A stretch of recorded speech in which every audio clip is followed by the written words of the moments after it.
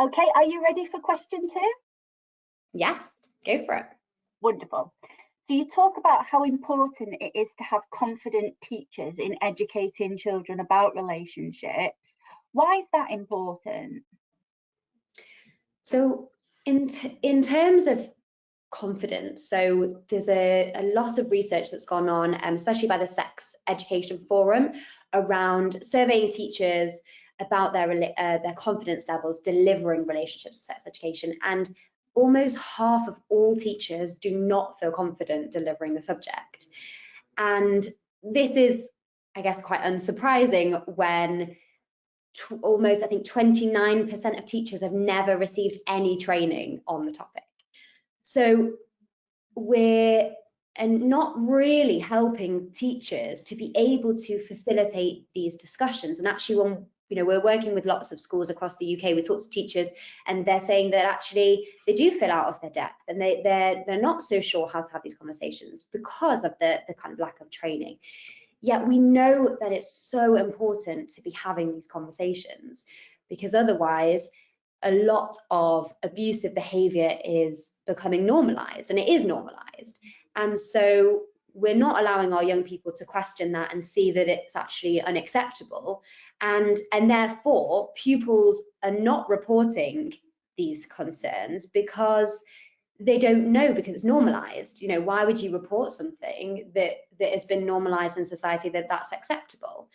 And so we need to help teachers and support teachers to manage these conversations, to actually give them the confidence to be able to have these conversations, to bring these topics to the forefront, in a really safe, boundaried way, so that it protects the teacher, but also the students, so that they can be more free to have these conversations.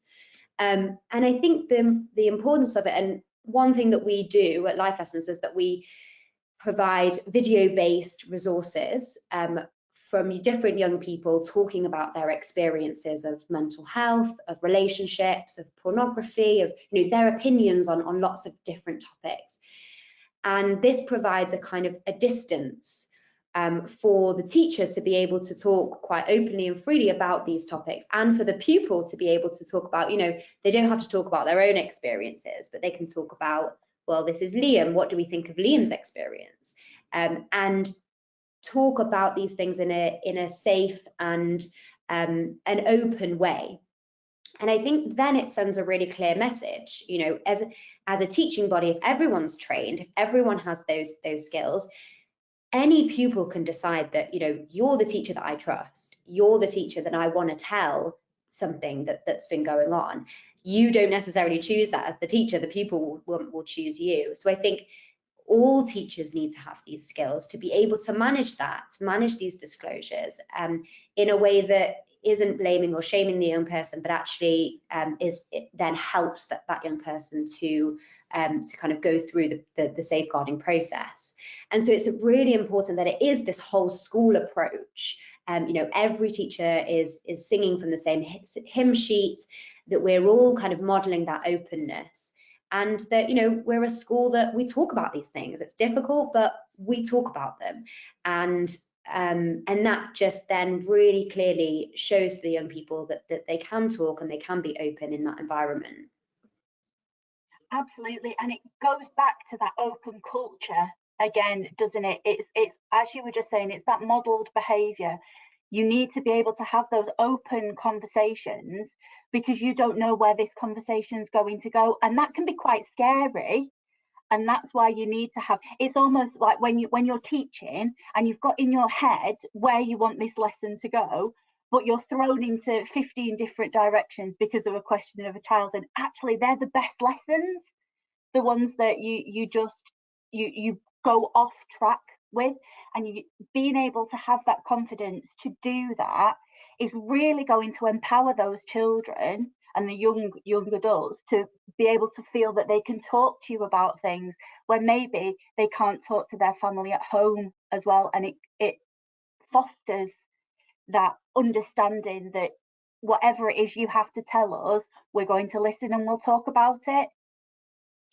Yeah, exactly. And I think that teachers play the most amazing role in the sense that when we talk to young people, they say they want to be having these conversations at school with their teachers, because they don't really want to talk to their parents, because often that can be awkward, or, and actually they like talking about it with their friends. But what they really want is they want that safe space, but that has those boundaries, to be able to explore things, to be able to discuss things, and to hear what other people are saying around the classroom.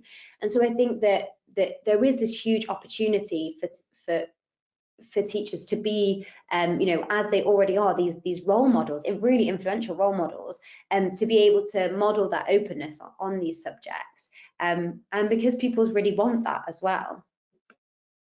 And it just gives them the opportunity to get the facts out as well, because as you said, you listen to your friends and you talk to your friends, but they probably know as much about it as you do, and that can breed that misinformation and the myths and things like that. So actually having that opportunity to have factual information from an adult is also really important. Definitely. And I think also that one thing, so we train teachers and we work with teachers to help kind of discuss how to manage some of those more difficult conversations. And one thing that we always say, and that kind of always comes up, is that as teachers, we don't have to know everything, and we don't need to know everything. And actually, it can be more of a discussion, and a dialogue between the teacher and the pupils to uncover some of these quite long-rooted stereotypes or things like that, and actually explore it together, rather than having to just impart knowledge. It's more about that skills development, that critical thinking, reflection skills. So I think that takes a little bit of the pressure off. It's actually, well, let's explore it together, and we don't have to know everything or have all the answers. I don't think anyone is an expert in relationships. We're all working it out as we go. But I think that's a really kind of positive thing about these topics, is that we can do that together. That's fantastic. Thank you so much.